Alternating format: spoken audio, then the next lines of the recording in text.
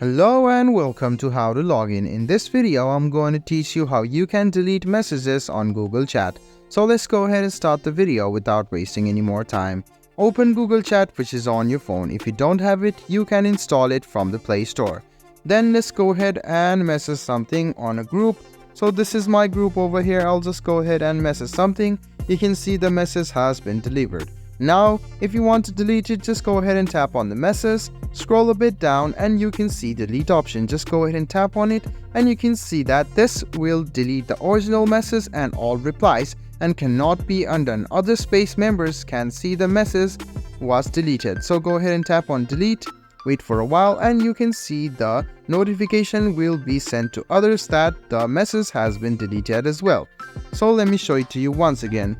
This is a message I have written down. I'll just go ahead and tap on it, and if you scroll a bit down you can see delete. Go ahead and tap on it, click on delete once again, and there you go. This is how easy it is to delete a message on Google Chat. I hope this video was helpful for you. If you still have any kind of confusion, please do mention us on the comment section down below.